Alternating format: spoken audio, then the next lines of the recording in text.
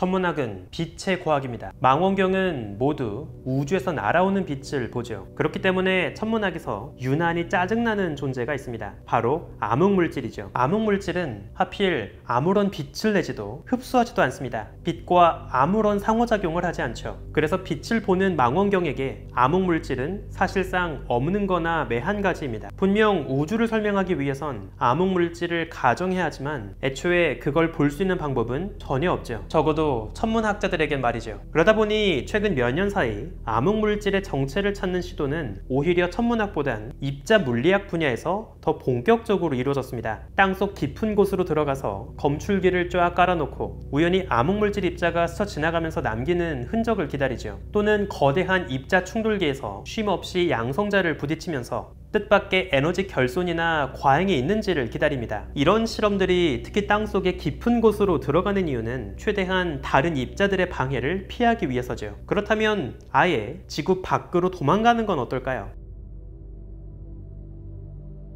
또 우주의 암흑물질 신호를 더 생생하게 포착할 수 있을 겁니다. 그리고 최근 제임스 웹 우주망원경을 하나의 암흑물질 디텍터로 테스트하는 굉장히 과감한 시도가 진행되었습니다. 그런데 잠깐 이상하지 않나요? 제임스 웹은 엄연히 망원경입니다. 빛을 보는 도구, 아니 빛만 보는 도구죠. 그런데 대체 어떻게 제임스 웹을 암흑물질의 디텍터로 쓸 수 있다는 걸까요? 그 아이디어가 참으로 신박합니다. 우주먼지의 현대타임즈, 제임스 웹을 암흑물질 디텍터로 변신시킨 놀라운 아이디어에 대한 이야기를 소개합니다.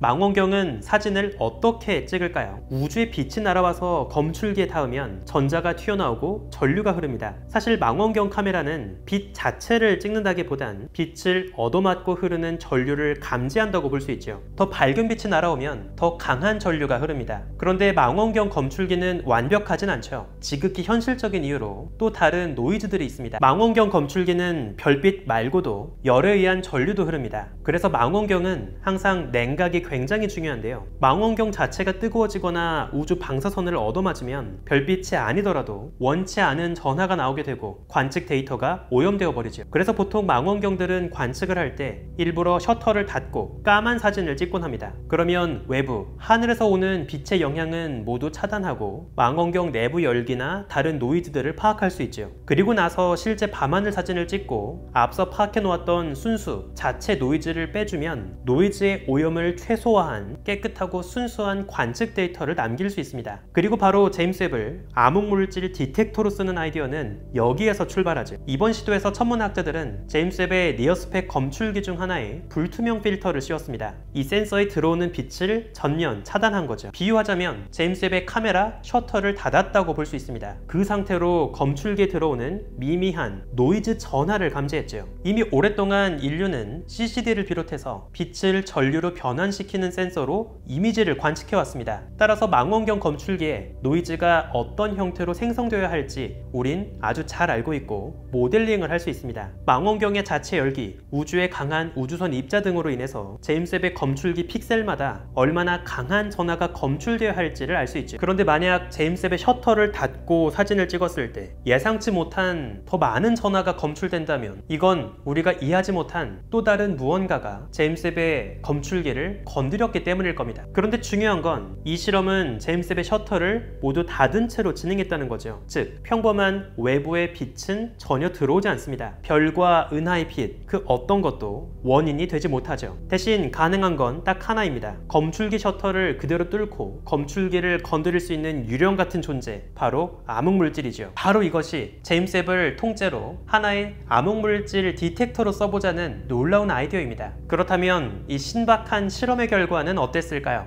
이 그래프는 실제 제임스 웹의 니어스펙 셔터를 닫은 채로 수집한 전하의 분포를 보여줍니다. 검출기의 각 픽셀마다 얼마나 많은 수의 전하가 검출되었는지 그 분포를 보여주는 히스토그램이죠. 하늘색의 히스토그램을 보면 전하가 많은 픽셀부터 적은 픽셀까지 부드럽게 그 수가 늘어나고 줄어드는 일종의 정규 분포 비슷한 분포를 보입니다. 여기에서 파란색 선은 암흑물질의 효과를 배제했을 때 순수한 자체 노이즈의 분포입니다. 그리고 하늘색 히스토그램과 그래프와 파란색 그래프를 비교하면 사실상 별다른 차이가 없죠. 즉 제임스 웹의 눈을 닫고 진행한 신박한 실험에서도 암흑물질 입자의 흔적은 딱히 발견되지 않습니다. 그렇다면 이번 실험은 망한 걸까요? 결과만 보면 암흑물질의 시그널이 하나도 나오지 않았으니까 완벽한 실패라고도 볼 수 있습니다. 하지만 꼭 그렇지만은 않은데요. 오히려 우리가 암흑물질을 찾을 때 어디를 봐야 할지가 아니라 어디를 볼 필요가 없는지를 알려주는 아주 중요한 단서가 되기 때문입니다. 이 그래프는 굉장히 흥미롭습니다. 이것은 우리가 찾는 암흑물질 후보 입자의 물리량의 분포를 보여주는데요. X축은 암흑물질의 질량, 에너지의 레벨을 보여줍니다. 그리고 Y축은 암흑물질 입자가 서로 얼마나 쉽게 상호작용하는지 유효 단면적을 보여줍니다. 단면적이 크면 클수록 더 멀리 있어도 서로 쉽게 존재를 느끼고 상호작용을 쉽게 한다는 뜻이죠. 그런데 이 그래프에서 색이 칠해진 영역은 그동안 다양한 실험과 관측을 통해서 암흑물질 입자가 놓일 수 없다고 배제된 곳을 나타냅니다. 즉 암흑물질 입자가 있다면 색이 칠해지지 않은 하얀 영역에 놓여 있어야 한다는 걸 의미하죠. 재밌게도 그동안 인류는 암흑물질을 찾진 못했지만 암흑물질 입자가 어디에는 없어야 할지를 걸러낸 작업을 해온 셈입니다. 질량은 어느 정도 이상으로 무겁거나 가벼워야 할지, 또 단면적은 어느 이상 또는 어느 이하여야 할지, 이처럼 암흑물질 입자가 가질 수 없는 물리량의 범위를 찾고 그 범위를 배제하면서 일종의 속어법 형태로 암흑물질을 옥죄어가는 중이죠. 그리고 이번 제임스 웹의 셔터를 닫고 진행한 새로운 시도는 이 그래프 위에 또 다른 배제 영역을 추가했습니다. 이로써 다시 한번 암흑물질이 도망갈 수 있는 여지를 더 줄인 셈이죠. 그래프 위에서 아직 색깔이 칠해지지 않은 하얀 영역에서 암흑물질이 숨어있을 확률은 더 높아졌습니다. 이렇게 암흑물질이 놓일 수 없는 물리량의 범위를 배제해 나가는 과정은 관점에 따라 두 가지 측면으로 볼 수 있습니다. 우리가 계속 암흑물질이 도망갈 수 있는 범위를 줄여나가면서 수색 범위를 좁히는 과정이라고도 볼 수 있고요. 또는 우리가 계속 암흑물질이 도망갈 수 있는 범위를 줄여나가면서 수색 범위를 좁히는 과정이라고 볼 수 있죠. 굳이 쓸데없는 곳은 찾지 않도록 시간 낭비를 줄여줍니다. 이렇게 암흑물질 입자의 물리량 범위를 조금씩 압박해가면서 결국 끝까지 숨어있던 녀석을 찾게 될 거라 기대해 볼 수도 있죠. 또는 반대로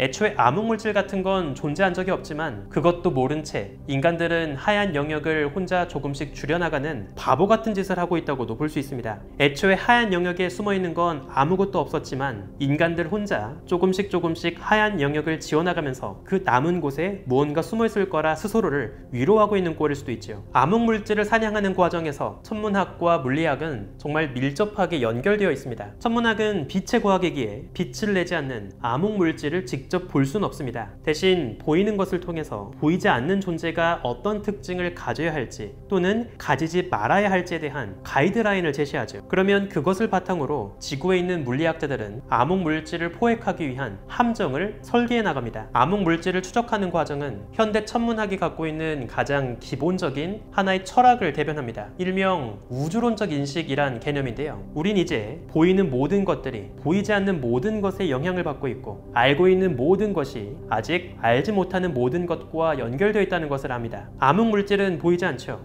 그래서 오히려 망원경의 셔터를 여는 게 아니라 닫고서 암흑물질을 보려고 했던 겁니다. 암흑물질을 보기 위해선 뜨고 있던 눈을 감아야 합니다. 눈을 감아야 보이는 것, 그게 바로 암흑물질의 본질인 것이죠. 우주먼지의 현자타임즈, 오늘은 여기서 마칩니다. 구독과 좋아요도 부탁드릴게요. 우주먼지 여러분 감사합니다. 안녕.